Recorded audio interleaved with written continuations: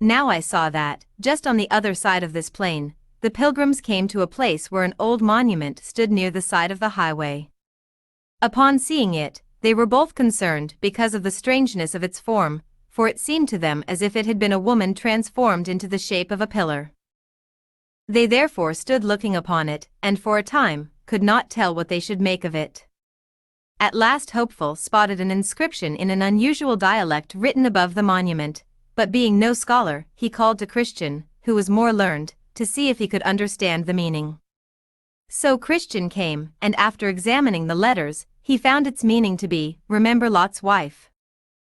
After reading it to Hopeful, they both concluded that this was the pillar of salt which Lot's wife had been turned into, for her looking back with a covetous heart, when she was fleeing Sodom for safety. This sudden and amazing sight prompted the following discourse. Christian, my brother, this is a timely warning. It came providentially to us after Demas' invitation to come over to view the hill lucre. Had we gone as he desired, and as you were first inclined to do, my brother, we ourselves would probably have been made like this woman, a spectacle to behold, for those who come after. Hopeful, I am sorry that I was so foolish, and am astonished that I am not now as Lot's wife, for what is the difference between her sin and mine? She only looked back, but I had a desire to go and see.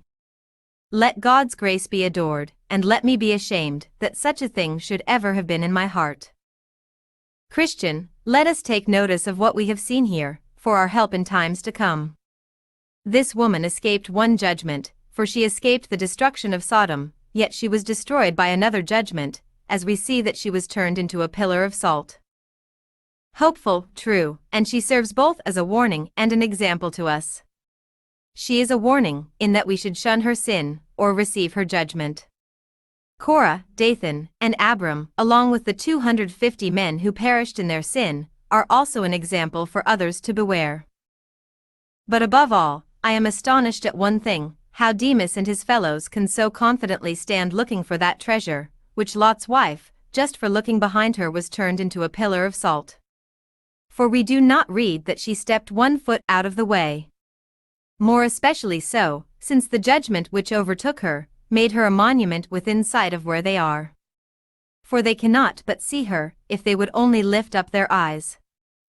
Christian, it is a thing to be amazed at. It argues that their hearts have grown so hardened in this case. I cannot tell who to compare them to so aptly, as to those who pick pockets in the presence of the judge, or would rob purses under the gallows. It is said of the men of Sodom, that they were exceedingly wicked and sinful before the Lord, that is, in his eyesight, and notwithstanding the kindnesses which he had shown them, for the land of Sodom was like the Garden of Eden at that time. This, therefore, more provoked him, and made their punishment as hot as the fire of the Lord out of heaven could make it. It is most rationally to be concluded, that those who shall sin in God's sight, although such examples are continually set before them to caution them to the contrary, must be partakers of the most severe judgments. Hopeful, doubtless you have spoken the truth.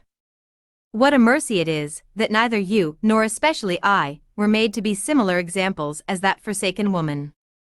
This gives us an occasion to thank God, to fear him, and always to remember Lot's wife.